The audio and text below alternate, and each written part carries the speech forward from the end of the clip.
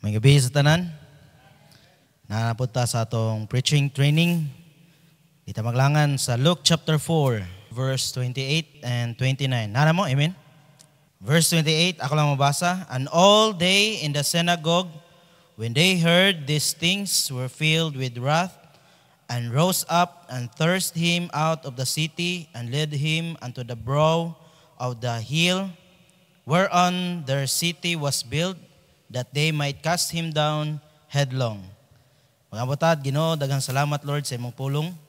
Daghang salamat Ginoo nga bisan ang among matag-usa nga kasing-kasing karon Lord, or bisan sa niagi Lord God nga wala ka namo gipansin gid sa mong kinabuhi. Pero pasalamat kami Lord nga wala ka ning give up diri ka namo. Hinaot Ginoo nga dili ka namo i-cast out pod sa mong kinabuhi Lord God. Salamat kaayo Lord sa imong pulong karon. Akong giampo Lord nga ikaw maagiya. Nga pinaagi sa Holy Spirit, Lord God, nga dili akong pulong may mawali karon, apan imong pulong, Lord God. Ang mitugyan tanan da kanimo, daghang salamat sa ngay Kristo Jesus. Amen. So sa kaning nga higayon is si Jesus Christ, niingon siya nga mas may pa ang tagalaing nasod, mas may pa ang tagalaing lugar kay motuo pa diri nako. Pero kamo, ang nahitabo man gud ani God is naa siya sa synagogue nya. Makaingon ka ba nga ang mga tao dito niadto sa synagogue, niadto sa ilang pundukanan kay maminaw sila sa pulong sa Ginoo. Nga willing gid sila nga modawat sa pulong sa Ginoo. Pero kani nga time is nganong sa verse 28 o verse 29 nangingon man diri nga filled with wrath naman sila. Kapungot naman ang ilang na feel noon sa diyang ning adto sila sa synagogue. Kay kung kita matag-usa diri nato, nanita sa simbahan kay para makatunta. Narita sa simbahan para mahimaya ang Ginoo sa atong kinabuhi. Pero sa kaning nga time, mga tao diri sa time ni Jesus Christ is niadto sila sa synagogue, pero na-filled hinuon sila og kapungot silang kasing-kasing. Abot pa sa kan nga ni-rose up sila og ilang ilabay, itambog si Jesus Christ dito sa pangpang para mamatay. Of course no. Nya makuan diri ba nganong nasuko ka sila? Sa verse 21, ato sa basahan sa verse 21. And he began to say unto them, red letter no? Tanawa, this day is this scripture fulfilled in your ears. Kuyaw kayo no? Kaya nga naman, unsay giingon niya sa verse 18, mo ni nakasuko nila eh. The Spirit of the Lord is upon me, because He hath anointed me to preach the gospel to the poor. He hath sent me to heal the broken-hearted, to preach deliverance to the captives, and recovering of the sight of the blind, to set at liberty them that are bruised, to preach the acceptable year of the Lord. Unya, niya sa verse 21 dayon, ang kato nga pulong, nagisgot na diri nako. This day is the scripture fulfilled. Pero unsay respond sa mga tao niya dito sa synagogue nga willing maminaw sa pulong sa Ginoo, niadto sa synagogue para i-accept ang pulong sa Ginoo, para makatuna nila. Pero sa verse 28 o verse 29, giunsa nila? Ilang gireject. Gireject nila si Christ, gireject nila nga nag-ingon na unta nga karon adlawa ang scripture fulfilled in your ears. Pero ilang gi-reject. Muna, ang title karon, if you reject Jesus, mapariha bataan nila? Nga sa diyan makaingon ta nga mao man ang kamatuoran, siya ang dalan. Siya ang kinabuhi. Pero gi-reject. Nga nahinaot ta ba nga kita pod unta dili na to i-reject si Christ sa atong kinabuhi. Sa diyan na makaingon magita nanata sa simbahan, gi-accept na ko si Christ, napabaptize ko because I want to tell the world nga follower ko ni Christ. Pero kamusta ang atong kinabuhi? Wa na to siya gitagak dito sa pangpang. Pero atong kinabuhi kumusta man? Gipa presko ba na to balik ang iyang mga samad? Ato ba siyang gipa-crucify balik sa cross? Pinagi sa pagunsa, atong kinabuhi, wala nagsunod niya. Wala na to siya gihimo nga Ginoo sa atong kinabuhi. Gihimo lang nato siyang Savior. Luwasan na pud ko Lord kay magpakasala na pud ko. Pero wa na to siya himua og Ginoo sa atong ginabuhi nga atong respetaran, atong alagaran. Gipakahimo na nato siya. Kani Lord, hugasin na pud ni kay magpakasala na pud ko. Gihinunana ginato si Kristo sa atong kinabuhi ba? Instead nga unta ato siyang halaran kay tungod magpasalamat ta. Ngayat ang gitagaan og kinabuhing walay katapusan nga undeserved para nato. Kung atong naon ba? Bisan na lang ang pagkupot sa pulong sa Ginoo, ang makasabot ta sa pulong sa Ginoo dita ngayon. Pasalamat ta nga si Kristo wa ta niya gi-reject kay kung kita ang gi-reject na. Asa ka ta padong ron, asa ka ta ispidnuha ka karon gabi yun na. Pasalamat ta, pero ato mo kanan, if you reject Jesus, unsa may tabo, all things is impossible. Di ta kaadto sa langit, kauman sa tong kamatayon. Di ta kasabot sa pulong sa Ginoo.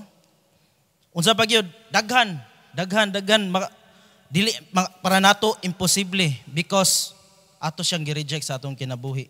All things is impossible sa verse 16. Atong basahon kay gi-reject man sa Nazareth si Jesus Christ. I hope di nato i-reject siya. And he came to Nazareth where he had brought up. Adto pa gyud siya nagtubo pa gyud. And as he custom was, he went into the synagogue on the Sabbath day and stood up for to read. And there was delivered unto him the book of prophet Isaiah. Katong gibasa nato ganiya. And when he had opened this book, he found the place where it was written. Kabaw siya because he is the word. Ato na nabasa ganiya. And diretso ta sa verse 22. And all bear him witness and wondered at the gracious words which proceeded out of his mouth, and they said, is not this Joseph's son? Wala nila gitanaw ang pulong sa Ginoo. Gitanaw nila ang background niya. Gitanaw nila ang apan.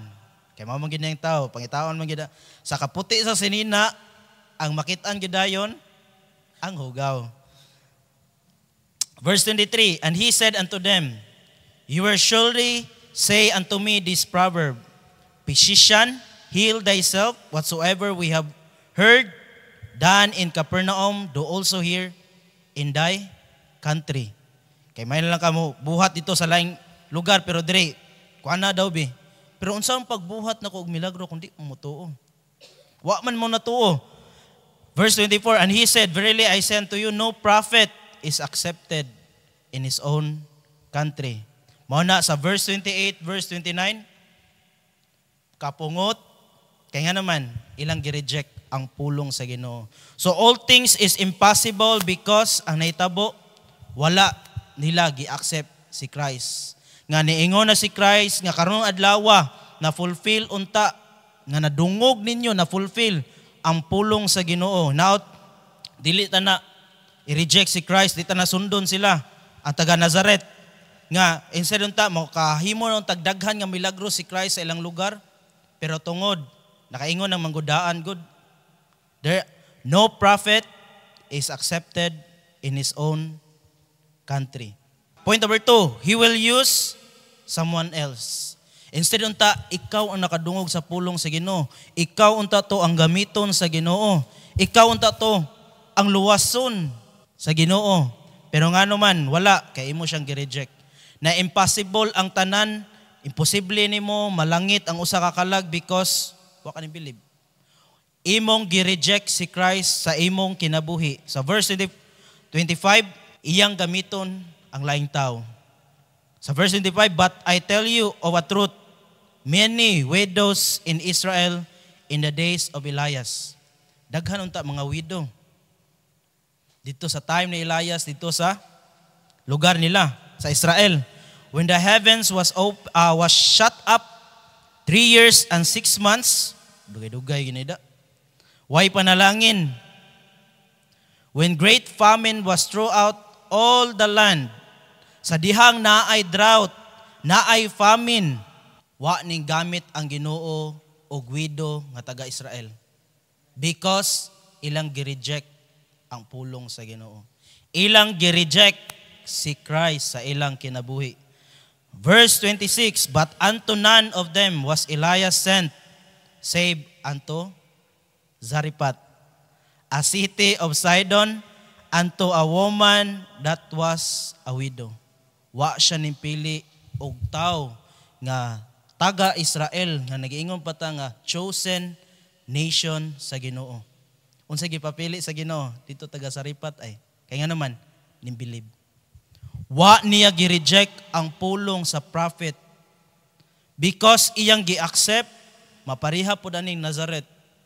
Because wala man ning tuo, imposible ang tanan. Mo na mogamit hinuon ko og unbeliever hinuon. Gawa sa Israel because of your unbelief. And many lepers, napagyud, in Israel in the time of Elias the prophet, and none of them was cleansed, saving Naaman, the Syrian. Kontra pagyud. Because nimbilib. Wala nila gi-reject ang pulong sa Ginoo. Wala nila gi-reject si Christ sa ilang kinabuhi. Mo na ni gamit ang Ginoo og laing tao. Nganong gi-reject pud sila sa Ginoo ang Israel because ilang gi-reject si Christ sa ilang kinabuhi. So kung dili nato i-accept si Christ atong kinabuhi, imposible gid kayong tanan. Malangit, grabe naman sad na kasalbahis na to. Grabe kay ko makasasala nako, di na nako katuhuan. Ako na i-reject imong pulong. Timan dili ang atong pulong mo'y gi-reject. Si Kristo mo'y gi-reject. So mapariha pud bataan nga taga Nazareth nga didto ginagpuyo si Christ, didto nagtubo si Christ. Because ingon namang gudaan gud walay propeta nga accepted sa iyang own country. Mo na instead nga magkat-on ta sila sa pulong sa Ginoo, magtubo sila diha kang Kristo, filled with wrath sila. Because when God speak the truth, ang preacher niingon gibasa na ang pulong sa Ginoo which is ang kamatuoran, nasuko naman hinuon. Wala na hinuon nga gi-accept nila ba? Pareha sa Nineveh. Kontra sa Israel ang Nineveh. Pero tungod sa grasya sa Ginoo, nakita sa Ginoo ang ilang kasing-kasing na mo-repent gini sila. Ang kanilang gid akong gisugot, istingan ko na akong gisugo. Na kaning butan nga si Jonah, butan siya sa Israel. Pero sa dihang sa kaaway na. Unsa man? Wala. Wala siya ni ko, pero ang gugma sa Ginoo walay paglubad. Nga ni-repent gyud, may pa ang laing nasod ning repent pa. Instead unta nga mogamit ang Ginoo nga widow nga taga Israel, wala man siya makitaan. Save one dito nga taga Zarephath. Pasalamat ta nga kita atong gi accept bitaw. Ato gi painungdan or ningyahat ta. Atong gi-humble down atong kaugalingon. Nga moduol gid ta sa tiilan sa Ginoo. Nga makaingon ta ba nga dili gini ako agyud. Imposible na gid ni nga malangit ko. Imposible nga mga butang nga makita na ako karon nga naangko na ko ron, nga kalipay, nga kaaway na ko sa una, kaaway na lang gamay karon. Or wala na gyud kaaway because pinaagi sa grasya sa Ginoo. Naka-forgive ko because tungod gihapon ni Kristo. Iya kong gi-forgive kabaw ko sa kong sala. Mo na nanginahanglan ko sa akong Savior. Nanginahanglan ko ni Kristo nga akong Ginoo. Nga ako siyang alagaran og sin no more na gyud.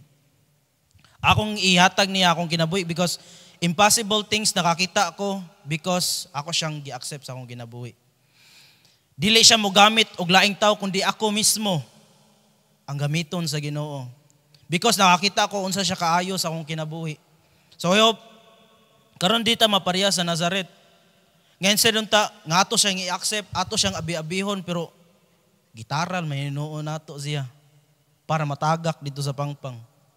So I hope na mo nakatunan karong gabi na ko if you reject Jesus, all things is impossible. O He will use someone else because you reject Him as your Savior o as a imong Ginoo sa imong kinabuhi. Makampo ta Ginoo, daghang salamat Lord sa gabion. Daghang salamat Lord sa imong pulong. Hinaot kami Lord nga himuon gid kanamong Ginoo gid sa among kinabuhi nga angay alagaran. Kay tungod ikaw naka hatag og example dari kanamo Lord nga giunsa mi nimo pag-alagad samtang ikaw na dari sa kalibutan. Nga imong gihumble down imong kinabuhi para malansan dito sa cross.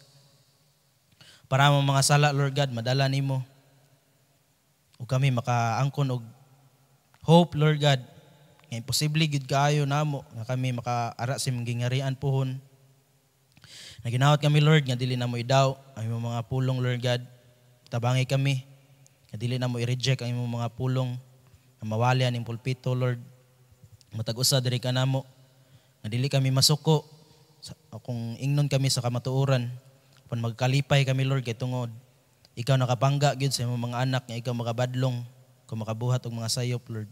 Amo itugyan tanan da kanimo kay wala gid kami mahimo kung wala ikaw gid sa among kinabuhi Lord. Dugi maya ang dawatan namo kami balik da kanimo sa Kristo Jesus ang bugtong manluwas. Amen.